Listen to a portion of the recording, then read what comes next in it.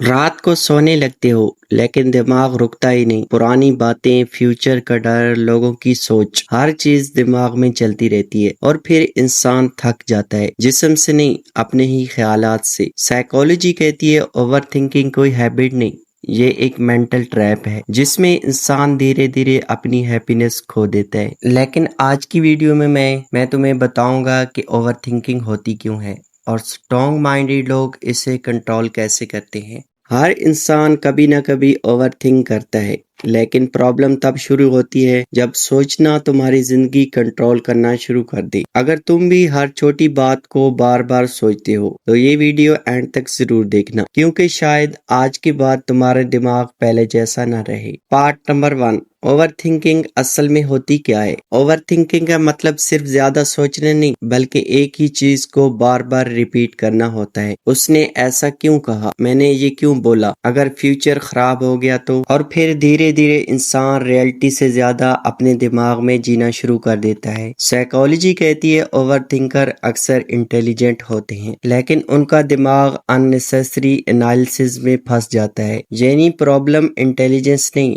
Control की होती हैं। पार्ट नंबर 2, ओवर थिंकिंग की सबसे बड़ी वजह। ओवर थिंकिंग की सबसे बड़ी वजह होता है फेयर। फ्यूचर का फेयर, रिजेक्ट होने का फेयर, लूज करने का फेयर और लोग क्या सोचेंगे इसका फेयर। दिमाग हमेशा तुम्हें सेफ रखना चाहता है, इसलिए वो हर पॉसिबल नेगेटिव सिचुएशन इमेजिन करता है। लेकिन प्रॉब्लम ये है कि 90% चीजें जिनका तुम डर लेते हो वो कभी होती ही नहीं। स्ट्रॉन्ग माइंडसेट वाले लोग एक चीज समझ चुके होते हैं कि हर चीज कंट्रोल नहीं की जा सकती। पार्ट नंबर 3, स्ट्रॉन्ग माइंडेड लोग ओवर थिंकिंग को कैसे रोकते हैं। स्ट्रॉन्ग माइंडेड लोग ओवर थिंकिंग को इग्नोर नहीं करते, वो उसे अंडरस्टैंड करते हैं।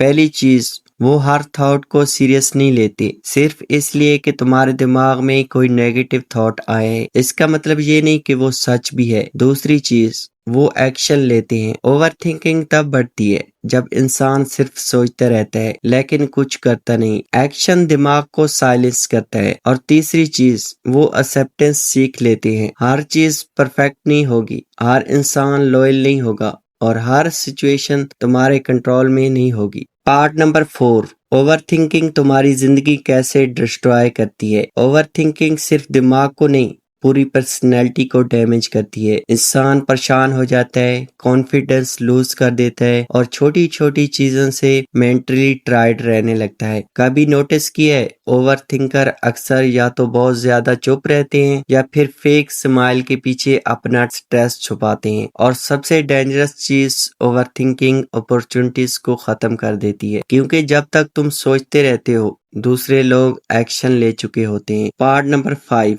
ओवर थिंकिंग से निकलने का रियल सोल्यूशन। अगर तुम सच में ओवर थिंकिंग से बाहर निकलना चाहते हो तो अपने दिमाग को बिजी नहीं, स्ट्रॉन्ग बनाओ। वर्कआउट करो, सोशल मीडिया कम यूज करो और हर बात सबको बताना बंद करो। अपनी लाइफ में पर्पस लाओ। जिस इंसान के पास गोल होते हैं उसके पास अननेसेसरी थॉट के लिए वक्त कम होता है। एक और इम्पोर्टेंट बात, कभी भी हर चीज का आंसर ढूंढने की कोशिश मत करो। कुछ चीजें वक्त क्लियर कर देता है, ओवर थिंकिंग नहीं। याद रखो, तुम्हारा दिमाग एक सर्वेंट है, मास्टर नहीं। जिस दिन तुमने अपनी सोच को कंट्रोल करना सीख लिया उस दिन जिंदगी बहुत हल्की लगने लगेगी।